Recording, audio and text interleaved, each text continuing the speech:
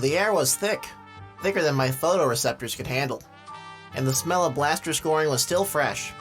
At least it was according to the meatbag witness. He was especially emotive, even for a human.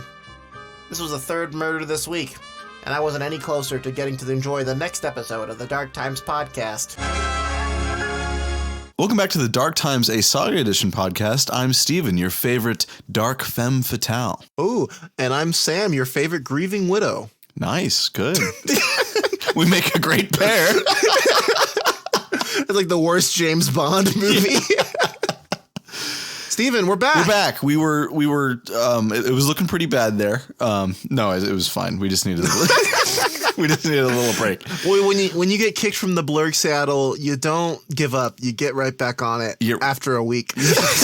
After a week of recuperation, and we're back. It's true. Let's just move right into episode feedback. Last episode, we covered Zloy Krolik's Antarian Ranger Prestige class and shared our thoughts. Here's what Zloy reached out with. You were correct on the plus minus. So that was a note we were discussing about aid another versus the God, what's it called? We called it Jedi coordination is what we ended up calling it. Yeah. We ended up calling coordinated attack. Coordinated attack. Well, it's coordinated attack, but the other effect, you can aid another or you can suppress an enemy. That plus minus was related to those effects. He agrees that Jedi coordination is a better name for the class feature as well. Thanks. He also says Lawaro was the name of one of the PCs in that campaign. They were all either Jedi or eventually Antarian Rangers, although no one took more than 3 levels of the Prestige class. You're also correct in that it was a campaign-specific class, but feel free to use, modify, or ignore it. When I came up with it, I tried not to make it OP and tried to make it focused. Once again, Zloy, I think you succeeded on all marks. Great work. What are we talking about this week, Steven? Well, Sam, we kind of planned to do a little bit of a half continuation from last episode, because last episode we covered a little known adventure. You may recall it was called Death, Dirt, and the Nerf Rancher's Daughter. Really, really cool adventure that we've stirred up some conversation about that I'm very happy to see. I know at least 2 people who are actually planning on running it, Sam. Did you know that? I have seen on the Discord that at least one person was running it. That's rad. It's cool. We wanted to take a little time to talk about conversions and converting from other systems to Saga, in particular, converting from RCR to Saga. Wait a minute. Wait a second, Steven. Is there built-in rules for doing such a task? By Jove, Sam, there are. There's in fact by the maker. In fact, there's a whole 15-page article on doing just that. But first, I want to go over a little bit of background of RCR. What exactly is what does it mean when we say RCR? What the hell is no question RCR? What?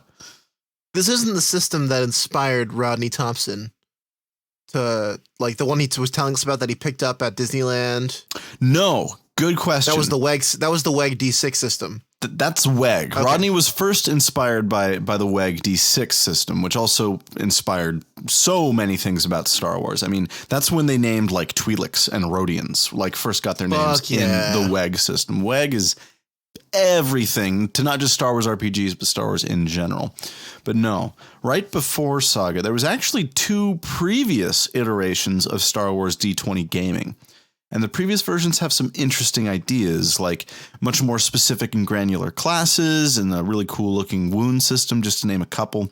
And RCR, that's called Revised Core Rules, by the way, retains a significant number of dedicated players to this day. They've got an active subreddit, just like us. They have occasional games that pop up on Roll20 and LFG circles, but it's safe to say that most people find Saga to be a relatively big, capital R, relatively there, streamlined system with a much greater ease of play compared to RCR. RCR in the original Star Wars D20 kind of developed a bad reputation regarding rules and content bloat, power creep, and overcomplicated rules systems. Kind of the same fate that a lot of other systems of that era are lost to. Wait, it could have been worse? Yeah. Listen, I love Saga as much as the next guy, but are you telling me it was worse before? Oh, Sam, it was so much worse before. And in fact, it took him 3 tries to get it right. And this is what we're left with today. But yes, indeed, some of the biggest problems SWSE has were actually much, much worse in its not so recent past. And something that RCR had on Saga, and like if you think Saga has a lot of stat blocks and has every vehicle you can imagine, and force traditions at the wazoo and organizations, and hell, there's an ATST pilot and I think an AT-AT pilot, separate stat blocks in Threats of the Galaxy.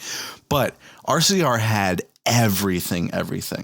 There's actually still a lot of stuff kind of in RCR that never got a proper Saga conversion. Little stuff, tiny favorites. Early on, Saga was a little bit bereft of species choices, as you can imagine, compared to RCR, which had a full, print run of every Star Wars species you could imagine. They had the ultimate alien anthology, which actually was used as one of the examples for this conversion guide we're about to go over here. Of course, these species used in the conversion guide as examples would actually go on to get official publications with no conversion necessary. But in fact, most of the homebrew species you see on the SWSE Wiki have their origins in the RCR Ultimate Alien Anthology, if you could believe it. I could believe it. I mean, if it's a great groundwork to base everything on, then absolutely go for it. Seriously. I've used these conversion rules to great effect in my campaign. You remember our first SWSE campaign we ran, I sent you guys to like an old school expanded universe style BIS. It was kind of a super messed up resort world where Palpatine would invite his most loyal and rich servants and then give them this really cool resort world to hang out on and chill while secretly siphoning off their life force and that of the whole planet. I always admired a couple really cool, kind of super cyber weird vehicles and droids that came from that BIS. I loved the AT-HT, which is actually, you may recall, the giant spider-like AT-AT walker. It just has Does it have 8 legs? 8 legs, a big old abdomen, and just a normal AT-AT head. So cool. And then another one I liked was that I wanted to use that I found really interesting. I think it might have been part of the same web article for RCR, was the Hunter Killer Probot, which was just a colossal frigate-sized Viper probe droid. There's nothing else there. Aww. It's just a massive Viper probe droid. Can you imagine the fucking beeps that thing would make? Oh, Like a fucking droning noise. wah, wah, wah, wah. But yeah, so many of you who have trawled through, done some cyber archaeology, have trawled through various archived forums and other cached web pages to dig up all the good Star Wars RPG content that may have been forgotten by the wayside, may have come across this conversion guide before. It was published along with all the other web articles that Saga Edition got back in the day by the same guy who actually wrote the Jedi Counseling column that ran from 2002 to 2010. That's Gary M. Sarley. He was an early contributor to our beloved system and was a freelance RPG writer for WotC during that time span. For those of you who don't know, Jedi Counseling was kind of the main way people got rules clarifications and other guidance and gameplay tips during SWSE's main publication. It was quite long running, and actually all of these articles, including all web content, all official web content published for SWSE, I'm pretty sure is all archived on the wiki, if I'm not mistaken. All the Jedi Counseling is and stuff like that. Yeah. Yeah. The conversion guide was published to promote Saga when it was new and contains oodles of information regarding bringing over your favorite player characters, species, vehicles, equipment, etc. to this new system. But of course, for that reason, it's largely unnecessary in our modern age. There is no reason. I can't imagine there's many of you out there converting your RCR parties to Saga. I would hope you would just start from scratch at that point. Can you imagine if a game master made you make a character in one system and then convert it to a different before you could play? Oh, Steven. Sounds like someone doesn't know the origins of Critical Role. Oh, that's right. Critical Role was a Pathfinder game first, right? It was a Pathfinder game first, but since 5th edition D&D had an OGL, they could make content based on their homebrew game setting and stream it on Twitch and all that cool stuff like that. So yeah, they had to convert everything to 5th edition Dungeons and Dragons. Wow, that's cool. Yeah, it is cool. But yeah, like I said, a lot of this document, 15 pages, you probably don't need the first 10. Because honestly, the only reason I could think to bring stuff from RCR is the cool vehicles, the cool starships, and the cool species and creatures that got left behind. Very few of which remain, I'm sure. Yeah, I was gonna go ahead and feature a little bit more about Gary M. Sarley here, the author of Jedi Counseling and the Conversion Guide and many other things. He was also an editor on the core rule book, as well as just, he was around. He's a freelance WotC author in the 2000s. I mean, come on, this guy was doing everything. He was a WotC regular in the ring, for sure. But after, discussing some things with some old heads and doing a little research of my own, this guy definitely was like an early Kickstarter scammer. like this guy got $14,000 for what he claimed was going to be an OGL compatible like SWSE knockoff that was like genre and setting agnostic. It sounds great, right? Like when I read that first, I was like, oh my God, I would love a SWSE like that's setting agnostic and OGL, certified. But no, it was totally vapor. Nothing ever came of it, and it looks like he got probably upwards of maybe $10,000 to $14,000 and then disappeared. There's no record of any professional work from him since then. There's some pretty questionable like political retweets from like circa 2015, but no, there's nothing else out there on this guy that I can see, and probably for the best because it seems like he made off with a lot of people's money. Well, that's what's come of Gary. And all we have of him is his conversion guide for RCR. So I wanted to talk about kind of the when, why, and how of conversions for Saga Edition. Because like I keep saying, this is I wouldn't necessarily endorse this practice, even though I've done it quite a few times myself. And in fact, we're going to do it live on the air here pretty soon. Ooh. Gasp. Yeah.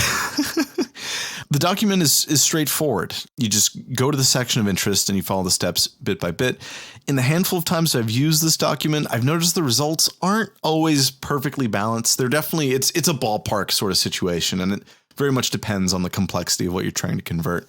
What you do make comes out feeling a little generic. The document would probably be double its size if it was supposed to account for every possibility in SWSE's stat block design, especially the hefty differences coming from RCR. You definitely need to pull out your V8 GM Fiat engine to add some seasoning, some crunch to do that work, and just put all that nice color and glitter and sparkles in the places where you feel it's missing. For example, my first draft of that ATHT stat block had 8 identical laser cannons as per the conversion rules as written, but it probably would make more sense as a battery or something to that effect. I meant to mention, you can see these stat blocks on the wiki, by the way. They're on the wiki. If you search ATHT or Hunter Killer Probot, they should come up. Or just go to the my favorite page on the wiki, Zenith Sloth Creations. You know what my favorite page on the wiki is? What? Leveling Up 101. Oh, hey, hey. Steven's claim to fame. My claim to fame, it was never the same after I published Leveling Up 101. That was when you were truly cemented as a pillar in the community. No, my platinum release is actually the Cal Kestis stat block. That one gets way more love than the. Oh, that's a smooth one. Like a nice drag from a menthol. That stat block goes down smooth. Comparing my stat block to Newport cigarettes. Love it. We're not sponsored by Newport. Don't smoke. Don't smoke. It's bad for you. But yeah, that's my overall advice here is don't convert unless you have to, and you'll probably know when you have to. Like, for example, when I did the ATHT and the Probot, I specifically wanted those stat blocks, and I liked how the RCR stat blocks portrayed them, so I wanted to bring that to SWSE. Start from scratch, just making stuff in SWSE before worrying about converting. Of course, there are no guidelines in SWSE for vehicle creation, so, that's kind of where conversion comes in, and you can hybrid it a little bit where, you do some conversion, you touch it up, you compare it to other stat blocks in SWSE and make it nice. Steven, we're big fans of like food metaphors and cooking metaphors on this show. I get hungry all the time on this show. Making your own stat blocks is like making bread from scratch. Converting an RCR stat block is like using a sourdough starter. You still gotta make the bread yourself, but you do have a starting point. And you shouldn't just eat sourdough starter. That's the fucking. Please do not eat sourdough starter. You heard it here first on the Dark Times podcast. Do not eat sourdough starter. Yeah, we're also a food safety podcast. It's true. It's true. It's going to be a Patreon only exclusive. No, that's not happening. The Cook Times podcast. The Cook Times. Oh my God, doing a cooking show with you would be so much fun. So, Steven. What? Well, for our final part of this cooking metaphor, let's get to work. Let's get cooking. Yeah, let's get cooking.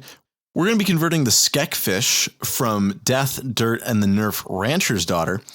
We alluded to it last week. There's a little bit of a twist in the adventure. You've had a couple weeks now to read it, just in case you wanted the surprise. But yes, there is trouble at the ranch, and it's all a result of this invasive species known as Skekfish. They are a hybrid carbon and silicon-based life form that ranges in length from about 30 to 40 centimeters. They're not true fish. In fact, they have 4 legs and all that stuff, but they do move through the dirt in schools and burrow at great speed through solid rock and ground, or even wood, it says here. They have no apparent eyes and hunt entirely with their sense of hearing. So yeah, let's go. Let's take a crack at it. I've got the adult Skekfish stat block right here. We're going to convert. And then once we're done with that, why don't we see maybe another big name in the community has done a conversion of their own that we'll compare and contrast with once we're done here. Ooh, allusion to our future segments. Oh, yes. A little bit of a hint there. So I have my conversion guide here. I've scrolled all the way down. I mean, I've turned the page. Oh, wait, no, this was a web only release. Never mind. Yeah, it was. I've scrolled all the way down here to page 15, creatures. I've got my Skekfish stat block right here, and I've got my conversion guide right here. And I'd say let's just go through this step by step and see how it goes. We might shore this up with some creating a beast rules from SWSE itself. I think, honestly, that will be necessary here to really capture what a Skekfish is all about, but let's get after it.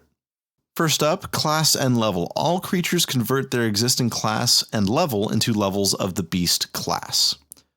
Let's go back to the Skekfish adult stat block. It's a armored subterranean predator 7. That's insane.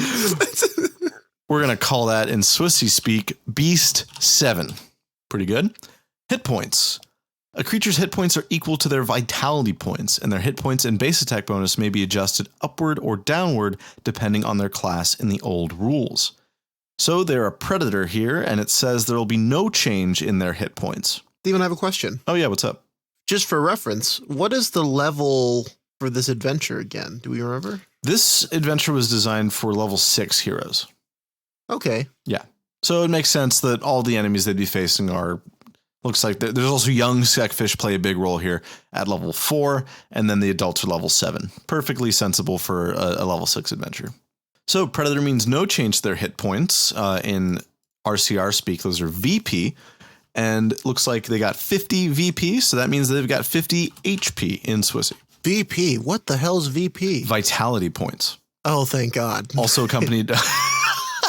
Also accompanied by WP, which is wound points, which is, don't ask me how that works. It's like damage threshold, right? That's what I assume. Yeah, it's kind of like RCR's version of the condition track. Yes, kind of.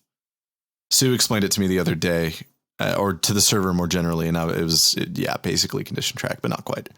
Okay, here, and now base attack bonus is next on the list. All creatures now have a base attack bonus equal to their level times 3/4. This will decrease the base attack bonus for predators, but increase it for herd animals and parasites. Cool. So what's 3/4 of 7? Rounded down. 5? You got it. Okay. Now we're at size here. We're getting through this quick, Sam. Jeez. We're already halfway through. This conversion shit's easy. All right, here, let's see. Creatures' size stay the same, but the size bonuses have changed, and the size bonuses are no longer added to attack bonuses. Use the following chart to adjust the creature's reflex defense and attack bonuses. Okay, Skekfish is a... let's see here. These stat blocks are somehow even harder to read than the SWSE ones. Well, it's because it's just a line of text with fucking semicolons between it. Jesus Christ. I'm looking at plus 13 to melee attack. Is that a... Yes, that's good, but we're looking for the size, my dear friend. Oh, plus 2 size. Found it. Well, that's not the size. That's a number. Wait, hold on. They're 30 to 40 centimeters in length. Okay, yeah, well, we're back. We're after some deliberation. We had to call Fish and Game to see how big. Yeah, we called up Star Wars Fish and Game. We had a little conversation about catch and release. So the size is not apparent from the RCR stat block. Either I'm too young to read this, Wait. Oh my God. I found it. Where is it? Okay. So in the long, just endless rows of text, you see the fortitude and reflex and will defenses. Yeah. Okay. And after will defense, you see SZT. What the size tiny. It's got to be size tiny, right? SZT. Yeah, it has to be tiny. It's sized. It's tiny. SZT. We did it. This oh my like God. fucking- That was like deciphering the fucking runes, you know? This is like Dr. Afro reading a stone tablet. I always feel like Dr. Afro when I like go back into the Wayback Machine for stat blocks and shit.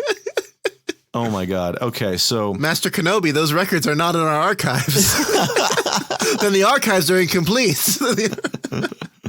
great. It's tiny, which means, let's see, size bonuses have changed and size bonuses are no longer added to attack bonuses. Use the following chart to adjust the creature's reflex defense and attack bonuses. Okay, cool. So we're making, according to this chart, we're making no changes to the reflex defense and we're subtracting the attack bonus by 2. Interesting. So the attack bonus becomes plus 11 and the reflex remains 11 or plus 11. We'll get to that later because you notice, Sam, that those defenses are modifiers and we don't have saving throws in SWSE. Thank God. No, I like saving throws. I always thought it was cool that SWSE doesn't have them. Well, it's not. I think the trade-off is a different conversation entirely. Yes. But I think the trade-off of having saving throws and then just not having armor class at all and just having defenses for all 3 is a lot more streamlined. I like it too. It's very, very simple. Of course, there's less dice rolling, which is bad, which equals bad in RPG, apparently. Good for a miniatures combat game, though. Oh, absolutely. Which don't forget. Don't forget your roots. Sometimes whenever we're playing Zero Distance and we have like 80 fighters on the field and like we're doing like maneuvers and shit and like not rolling dice, I'm like, man, we're wargaming. Sometimes a piece of the true self exists in the false self. For real. All right, now that the size mystery is behind us, let's move on to natural attacks. See, folks, this is what I'm talking about conversion. It's a bit of a wrestling match between you and the blurg. A creature's natural attack should be changed to match the description in the Saga Edition rulebook, pages 274 through 275. Everyone knows those pages. Those are the beast pages in the core rulebook. Note that a creature adds double its strength modifier to its damage if it has only one type of natural attack, and beasts no longer take a penalty for using secondary natural attacks. Cool. Let's take a look at attacks. It's got a plus 13 melee attack, which will be plus 11 now because of the size modifier. And then it has a plus 13 ranged attack. Do you remember what the ranged attack is? These things spit or something? It does not say the damage on the ranged attack. I think that's just a generic included in the stat block number. Oh, like it's in case it decided to do a ranged attack. In case it decided to do a ranged attack. Okay, yeah, no, that's good. Let's pull up the core rulebook and find some beast attacks. Natural weapons. Here we are. Well, Sam, you know, I want to say these are bite guys. They do a lot of biting. Yeah, they're bite dudes. They're bite dudes. I think gore is a good candidate here, but really, if you read the adventure, like they bite, man. They eat. They eat. They are like land piranhas. So it's going to be a bite. That's a pretty good descriptor for them, I'd say. Thank you. They are very much land piranhas. I think they're so cool. So let's see here. Bite for a tiny creature, that's going to be a 1d3. And then since it's our only attack, the conversion guide tells us, I haven't ever seen that written anywhere where double strength if it has only one natural attack, but sure, let's run with it. Double its strength mod. So it's got a strength score of 8. Wah, wah. Which would be -2. No, -1. So we'll just call it +0. How about that? Oh, big Nerf on this guy. Their bite was a 1d6 no, it in eats RCR. Eating the Nerf, Steven. Yeah. Of course. How could I fuck that up?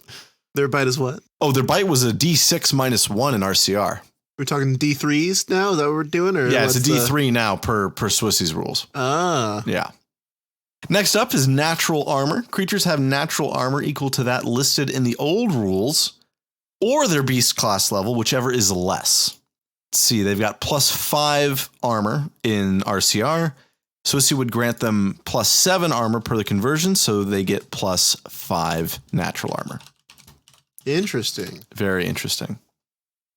You can see how even when you convert something, the power level is never going to be directly the same as it was in RCR, because SWSE has a totally different power scaling from RCR. As we've seen in action. Yes. Many, many times. Well, that natural armor one was way easier than I thought it would be. Okay, defenses.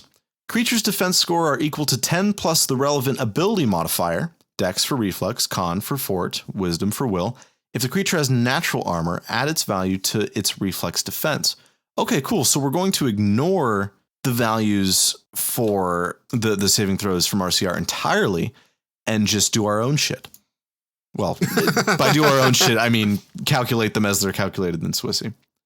So let's see. It's got a dex mod of, oh God, help, Sam. It says +6 under the defense 23, so I assume that's for it's a 23 is dex. Oh, sure enough. That's the modifier for 23 dex, isn't it? So 16 reflex defense. Its con is 16, so that's 1, 2, 3 plus 3, right? So 13 fort. And then not much of it's kind of pretty wise. That makes sense. That's +2. 15, yeah, +2. Yeah.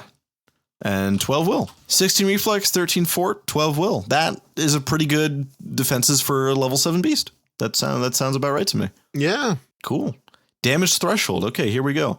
Creatures' damage thresholds are equal to their fortitude defense plus a bonus for creatures of greater than medium size. Okay, that's easy. Then its damage threshold is just 13. Speed. Adjust a creature's speed as described under species. Oh boy, go back to page 2 of this document. Oh God. See, speed is 10 meters, 70 meters burrowing. Oh boy. That guy's fast.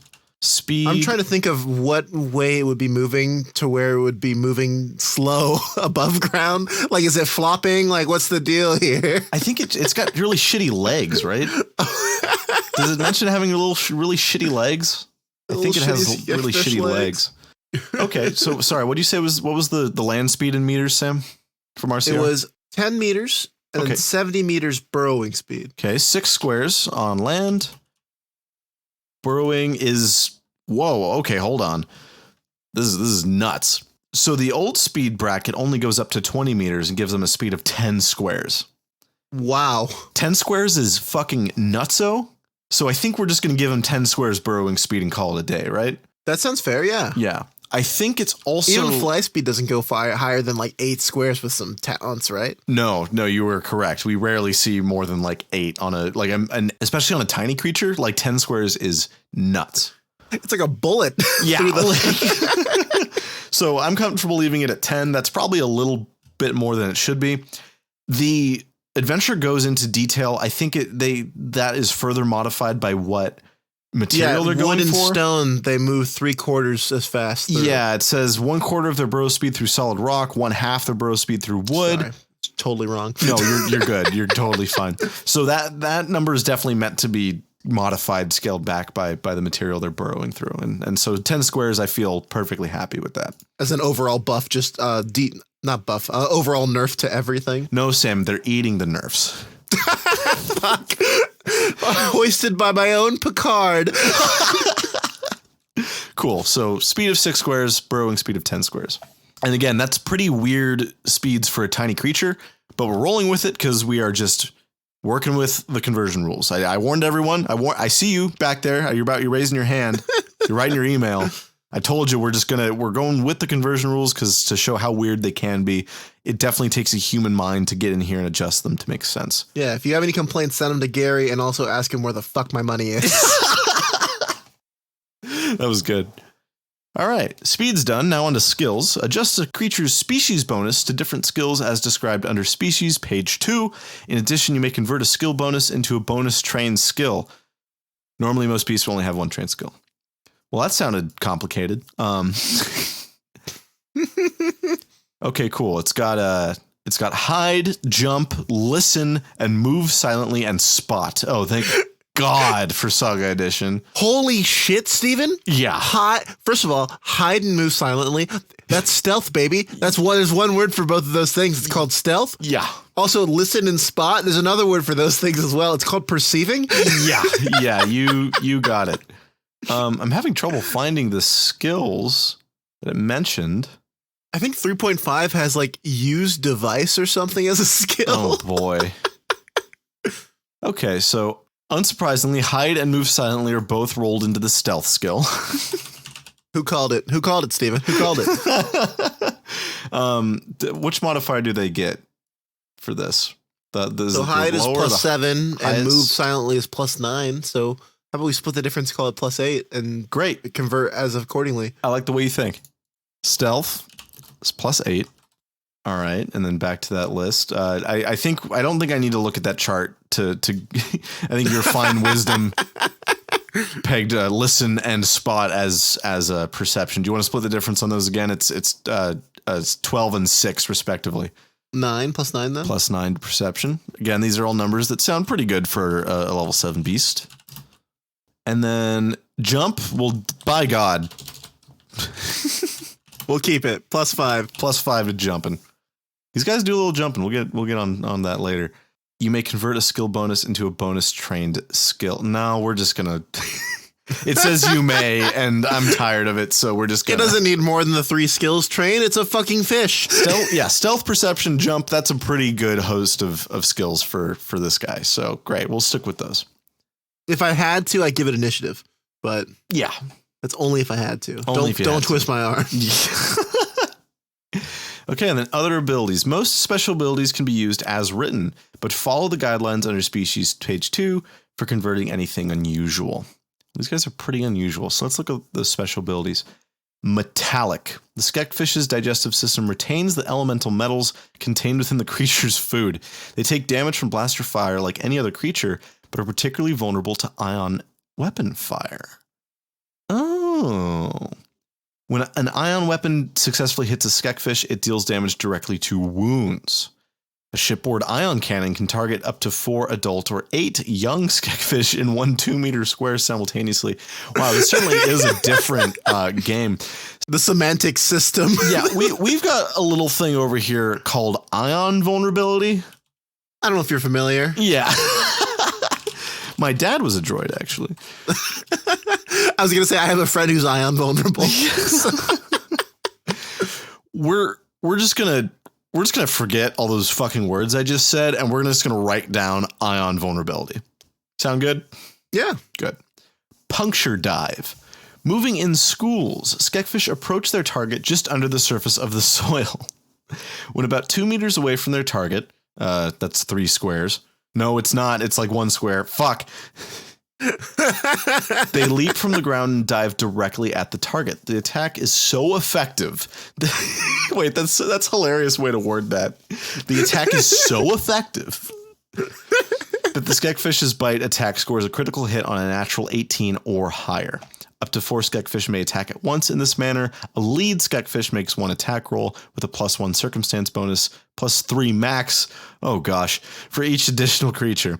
When a Skekfish inflicts wound damage on a target, it dives through a victim as easily as it dives through dirt, taking away a large chunk of flesh in the process. The creature's run-by attack then allows it to return underground. Okay. Interesting. So, we cannot leave the puncture dive out of this, although it is definitely so different from anything else in SWSE that we're going to have to get creative here.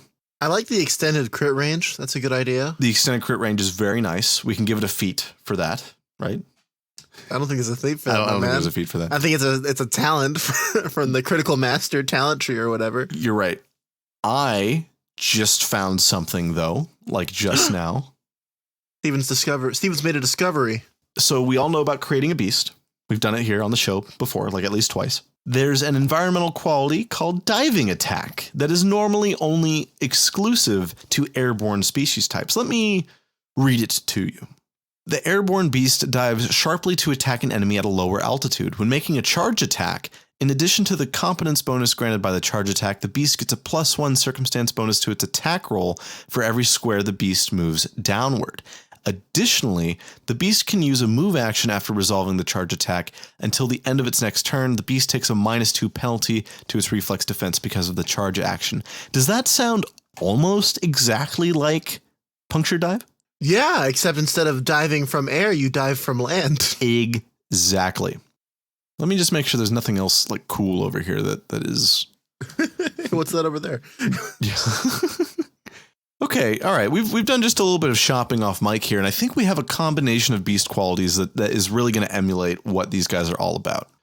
So first up, Sam, I think we really got something here with the diving attack. Normally reserved for airborne species, but I think we can just copy the text of diving attack and do something different. The subterranean beast. Mind blown. What should we call this? Puncture attack. Yeah. Actually, no, we'll just call it puncture dive. I like that name. Yeah. Puncture dive. The subterranean beast dives sharply to attack an enemy above ground. While making a charge attack, in addition to the competence bonus granted by the charge attack, the beast gains a +1 circumstance bonus to its attack roll, up to a +5 total circumstance bonus for every square the beast moves underground. Ooh. Additionally, the beast can use a move action after resolving this charge attack to burrow. Until the end of its next turn, the beast takes a -2 penalty to its reflex defense because of the charge action. So that is our new ability derived I didn't even really change anything but the flavor. Hey, my hands are up. Sam, check the camera. My hands up? Yeah, the Steven's flavor savers are clean, folks. Yeah, I'm not a game dev. I didn't do nothing here. I just changed the flavor, all right? You can't get mad at me. That's our SWSE Puncture Dive. And while I was in the neighborhood of beast quality, Sam, I picked up a few other things that might be good to have. You know, let me just reach in my bag here. Pack Hunter. Oh, Pack Hunter. You'll recall the original RCR Puncture Dive did have a bonus from the other pack, Skekfish. I like the Pack Hunter quality. It doesn't increase the damage any, which is a bit of a bummer, but it is very flavorful, I think, and fits well. It doesn't matter because the original one doesn't increase the damage either. Yes, it does. It says +1. No, it doesn't. Oh my God, you're right. Never mind. Just cut that whole shit out. Well, can I include the part that makes me sound right? Yes. Yes, you can. Yay. I know how badly you want that. Sweet. And thinking back, is it perhaps good advice that your beast has 1 to 3 beast qualities? Yeah, let me consult the Create a Beast page. Beast creation rules. It does say 1 to 3 special qualities. Well, Sam, I just happened to pick up, again, while I was shopping for beast qualities, Tremor Sense. Though not specifically noted on the stat block, we know from the adventure that as long as a creature is touching the ground, a Skekfish knows exactly where they are. And what does Tremor Sense say? The beast automatically senses the location of anything that is in contact with the ground up to 100 squares away. No perception check required. Sam, we fucking did it. We did it! Woo! Yeah, baby! So this is by no means perfect, but here you have it. This is our SWSE Skekfish. Is it passable? Yes, I would call this passable. For a one-shot, I'd say so as yes, well. I think if you are out of ideas, some other situation is preventing you from running the adventure you want to, you got to pull something off the shelf, you need a quick, dirty conversion. You only need to convert the Skekfish because really it's the only stat block that is of significant importance that needs to be converted. As we talked about last episode, the other guys are just generic fringers. It's really not a big deal. But these guys are the star of the show. This is your quick and dirty Skekfish conversion. Tiny Beast 7, HP 50, BAB +5, attack of +11, 1d3 bite. Ouch, but hey, whatever. +5 natural armor. Oh shit, we didn't add that to the reflex. Well, there we go. So the reflex is actually 21, which is a lot more fearsome. That makes up for that low damage output. They're going to be hard to hit. You're right. Damage threshold of 13, speed 6 squares, burrowing 10 squares. Remember to modify that for what they're burrowing through. Does SWSE give us like terrain modifiers for burrowers? I'd be kind of surprised if it did. Any burrowers in chat? Any burrowers out there who can tell us? What are you working on lately? What are you digging up? Hey guys, just want to call in. Want to check in? I'm a Skekfish. Just burrowed through some wood last week. Sucked. Didn't taste good. Got splinters in my mouth. Oh, anyways, so keep up the great work. Zeke the Skekfish. We gave it ion vulnerability because it's got. Oh, sorry, I forgot. Stealth +8, perception +9, jump +5. It's got ion vulnerability. It's got puncture dive, which we just reflavored from the. I already forgot the raw name for it. Diving attack or something like diving that? Attack, attacking dive, diving attack. Yes, indeed. We just changed it to puncture dive. We changed the language, but none of the numbers to just include subterranean creatures. We gave it pack hunter, so it gets a big bonus from 8 and other actions, and tremor sense. All things that are big of note in the adventure. If you've read it, it pretty much does only these 3 things. I suppose you could nix us there for giving it ion vulnerability as a 4th beast quality, which is technically not recommended, but it's a weakness. It's fine. It can go here. This is good for, it's a crude drawing. It's like a caveman drawing of a Skekfish on the wall. But if you're going to the Skekfish homeworld, it won't pass inspection there. That's for sure. No, definitely not. Will not hold up to Skek scrutiny. Skekfish inspection. Everyone pull out your Skekfish. Excellent. Yeah. Cool. That's incredible, Steven. This is neat. This is like I said, conversion is imperfect. It gave us some weird results sometimes, and we actually did have to import beast qualities of our own, which the conversion rules do kind of allude to. They do kind of tell you to just do that, but yeah, if you read between the lines of it not telling you to do that, yeah, it says that. Yeah.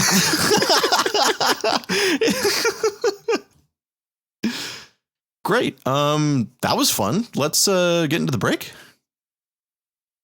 Well, Steven, I have a surprise for you. Oh. Well, you alluded to it earlier, but we have a special Skekfish submitted by the community's own Tsuyoshi Kensu. Oh, You can't have it yet. I'm holding it right out of reach. I'm gonna put it on a high shelf. Give it here. You'll get this back. I'm like 3 feet tall, Sam. Please, Steven, please put it down at a reasonable height for me. You'll get this back after we do our break. No, the audience needs it too.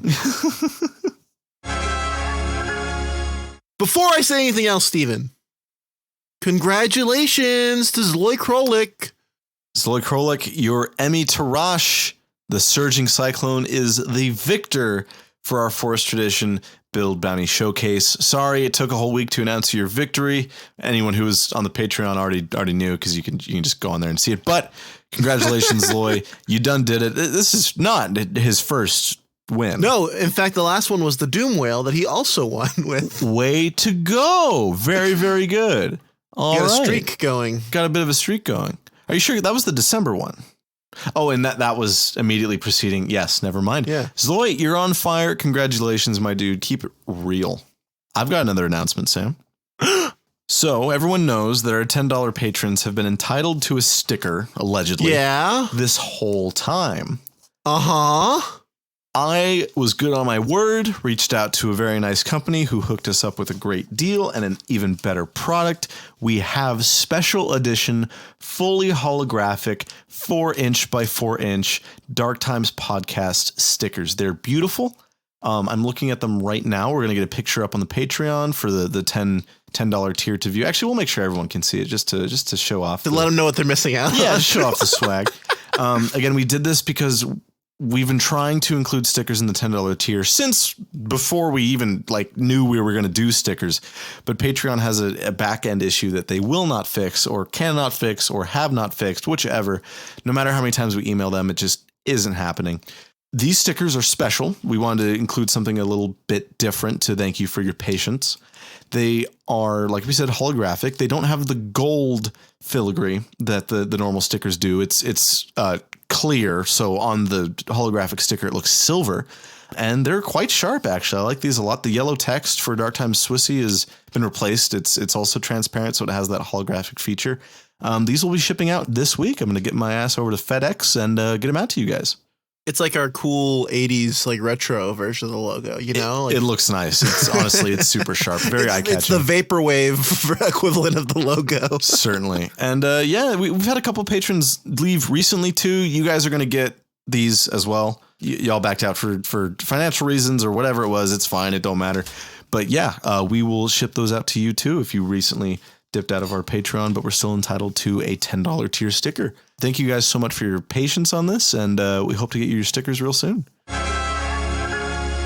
All right, Steven, I'm taking it down from the shelf, but you have to be patient. There's a note as well. Okay, all right. Okay, Come on, read the note. All right, I'm gonna. That's me unfolding the paper that the note's in. Sorry, it's a dusty paper. Sue says, "Hey, you two, Death, Dirt, and the Nerf Rancher's Daughters looks like an actual blast. So much so that I'm thinking of running it myself. In preparation for doing so, I've converted the Skekfish to Saga using the Beast Builder from Unknown Regions and the Swarm template." Nice. That is a true conversion right there. Do note that I'm targeting level 1 characters with the stat block. Oh, I don't see a single problem with that. That's awesome. Cool. This is even more accessible then in that case, which is great because it also complements the level 7 version that we just built. The beast level is at 2 to provide a sufficient challenge. That's as high as keeps the basic Skekfish CR1, and it provides enough HP to ensure the swarm template's doubling has an impact. The 3 qualities chosen were pretty obvious based on the original source. The metallic scales work better on the single Skekfish than the swarm, but still do work to avoid lucky criticals. I forgot, Steven, there's a metallic scale beast quality. Yeah, I saw that when I was out shopping for beast qualities, but my cart was already so full with the others that I thought I'd leave it by the wayside. But it's certainly a great fit for the Skekfish. It felt like it fit thematically well, but I didn't feel like it represented the Skekfish as they are mechanically. I thought the ion vulnerability was a closer fit, but still an excellent choice. That's a fair point. The only variants from the beast generator are that I used a standard 25 point buy for stats and changed speeds to reflect the unique ecology of the Skekfish. Using the swarm template was also a gimme. Tremor Sense and Burrow give the Skekfish the ability to spend the entire combat underground, attacking adjacent characters on the surface. Technically, that means that no one can actually attack the Skekfish at all. Realistically, there might be something ruled ad hoc with a readied action, or perhaps something with explosives or starship weapons. Even if an attack is made, though, at low levels, Reflex 15 is a tough nut to crack. The damage, while low, 3 to 5, is not a lot, especially when considering it might be halved in the likely event of a miss. It's very much inevitable. This means that one swarm is still a threat to a low-level party. In an encounter mixed with a lot of difficult terrain from rocks, sand, etc., this can be a gradual near miss, especially when considering the amount of distance needed to get to safety. I'm sure you've come up with something similar by now, but I thought you might want to see an alternative. I hope you enjoy, and I kind of wish I'd done this for the Beast Bounty. I forgot to enter. Take care, Sue. Wonderful, Sue. Thoughtful and detailed as always. Thank you so very much. Let's dig into what you've brought us here today. Well, I've got my notes as well regarding Sue's email. Oh, good. Wonderful. Sue, don't worry. The beast creation rules allow you to pick stats however you like, so point buy is definitely in the clear. And I think that giving the Skekfish metallic scales and using the other special qualities to illustrate its subterranean nature is an excellent way to maintain the feeling of the original stat block has. I like Sue's use of making a swarm stat block versus a young or adult version of the same stat block.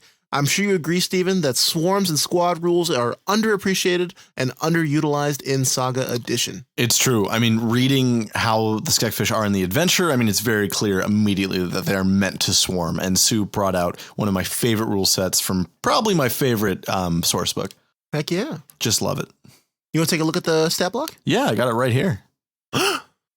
Oh, very good. He did an individual Skekfish, diminutive. Very, very, very good choice. We went back and forth over that for probably for about 10 minutes. Good. A speed of 1 square, a burrow of 6 squares. I dig it. That's way slower than what we got. Way slower. Which, I mean, I guess if you're like, I was imagining like having their 10 burrow square speed and then like scaling it back by like half. Because of dirt, sure, I guess, maybe, but yeah. I was going to leave that to whomever. This is go. We got running attack. Very nice. Metallic scales. When taking damage that exceeds its damage threshold, it takes 1/4 damage instead, although it still moves down 1 step on the condition track. I like that. Subterranean may reroll perception checks, but must keep the second result, even if it's worse. Dark vision and tremor sense and underground speed. Heck very yeah. nice. Sue, you did it again. I love this. It's got the Swarm, which is probably what you'd use most of at your table for this adventure. 26 HP, threshold of 22. This is a nasty enemy for a level 1 party, but should provide a very memorable challenge. I'm trying to think of ways you could... Oh, it's got a reach of 1 square, too, because it's a Swarm. So, yeah, this is nasty. I was thinking about maybe being able... You talked about, like, ad hoc on the off-the-cuff ruling to actually attack these damn things, because they're going to stay underground pretty much the whole time. You're going to need to I think the ready to action was probably my favorite suggestion, and explosives. I mean, that's always a great way around any sort of problematic enemy. But I was thinking attacks of opportunity might be helpful here too, as they try to burrow away from you. Ooh. But if they got reach and the game master's thinking about reach, then they are not going to get those attacks of opportunity out. So I do like the idea that perhaps they form like a weird swarming vortex when they leap out of the ground. Like, you ever seen fish like leap up to the surface and try and eat flies? Yeah, like flying fish. Like flying fish, but it's flying Skekfish. Very, very cool. Running attack, I think, is a way simpler, way more elegant emulation of the of their RCR attack instead of what we did. Oh, but Steven, come on. Puncture, like, listen, it says it does what it says in the tin. It puncture dives. It puncture dives. It punctures and dives. You can't deny that. All in one, like great product. Running attack, I said elegant. You know, I think it's just way more Kiss than what we did. It's a more elegant stat block for a more civilized age. Yes. I see reflex of 15. Isn't that what we got? We got 21. Oh, we got 21. That's right. Because of crazy fucking bullshit. What I would like to hear what Sue has for the stats, like the base attributes for this thing. You mean like the ability scores? Yeah, the ability scores. Let's see. They gave it a strength 14. This is for the Skekfish Swarm. Strength 14, Dex 13, Con 15, Int 1, Wiz 8, and Charisma 8. We kept the Dex 23 from the RCR stat block. Did we? I don't think the ability scores made it over at all. Oh, but they did apply for the defenses. You're right. Yeah. So might as well have. Yeah, you're right. Might as well have. That's interesting. I would love to see Sue tackle the full level Skekfish like we did. Oh, like a level 7 Skekfish? Yeah. Like a Skekfish mother or something like that? Ooh, or no, just as it's presented. I mean, Sue scaled it down because he's running this. It's level 1. Yeah, that's fair. But I guess I would maybe off mic if I got some time, I'll take a crack at that using the creative beast rules as well. Like the Skekfather? Skekfather. Forgive me, Skekfather. For I must swim. Amazing. Sue, thank you so much for your contribution. I loved having it here to compare and contrast with our RCR conversion that is janky but effective. Yours seems elegant and simple, a true, tried and true, made for SWSE beast. Well done, and thank you for your contribution. And speaking of, Sue was talking about missing out on our beast bounty. Steven, it's been 2 weeks, even though we just announced the winner. I'd like to get another one in. We got to work our way towards that tournament bracket. We got to get another bounty showcase going. And concurrently with this module we've been talking about, this adventure rather, it's not a module in any way. No, it's more an adventure. I thought, what would be better than not another beast, but doing some sort of like peacekeeper, sheriff, the law, whatever you call them. Every small backwater world needs them, lest they be easy pickings for your average spacefaring pirate. That's right, we're doing a Lawman bounty. Level 10 submission, folks. And the Enforcer class is not required here, though it's definitely something worthy of your attention for a Law Enforcer.